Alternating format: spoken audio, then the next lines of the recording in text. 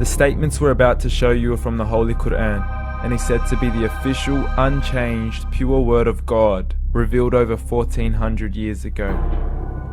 Claiming to be the word of God is a heavy statement, and without proof, or if a single contradiction is found within the book, the apparent word of God will be proven false. So without further ado, let's put the book to the test. In the 23rd chapter, titled The Believers, from the 12th to the 14th verses, God is said to give a detailed description of how the human being is formed. It begins by saying, "We then placed him as a sperm drop in a place of settlement, firmly fixed. Then we made the drop into a alaqa." We will translate this word very soon. "And then we changed the alaqa into a lump. Then we made out of that lump into bones. And then we clothed the bones with flesh. Then we caused him to grow and come into being and attain the definitive human form." In the 21st century, we can now safely say that this verse is clearly describing the process of human development in correct chronological order. However, what we should be paying attention to in particular is the second stage, referring to the development of the embryo.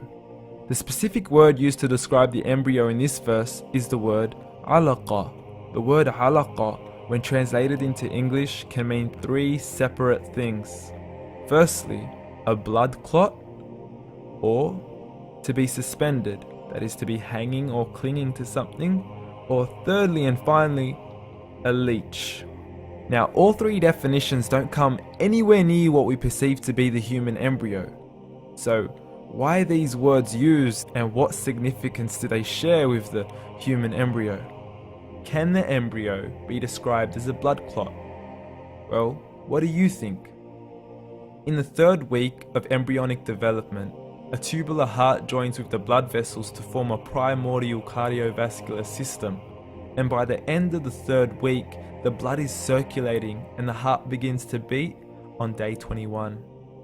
The first thing that comes to mind in regards to being suspended or hanging is the umbilical cord. But we can't use that example because we are simply referring to step 2, before the baby has even formed. But we now know today that the umbilical cord is formed from the connecting stalk. And the connecting stalk is formed as soon as the embryo is formed.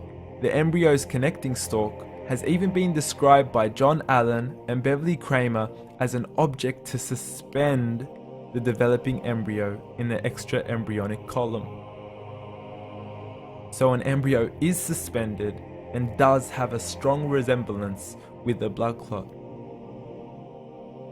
What on earth would an embryo have to do with a leech? Figure A shows the structure of an embryo at 25 days. Figure B shows a leech. Now please note once again that the embryo in this stage is no greater than the size of a kernel of wheat. This is an X-ray of the embryo at 22 days. This is the internal structure of a leech. It's mind-blowing stuff, but you still haven't seen anything yet. This is the head of the embryo at 22 days. The detail you are seeing right now is absolutely impossible to be seen with the human eye and can only be seen with a microscope. This is the back end of a leech. There's no other words used to describe this other than mind-blowing. The pictures we have shown you are impossible to be seen with the human eye or even to be predicted by the human mind.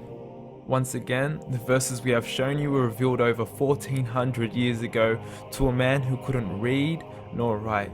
Are these the words of God?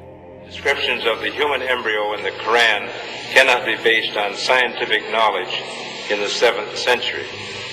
The only reasonable conclusion is that these descriptions were revealed to Muhammad from God, from God, from God, from God.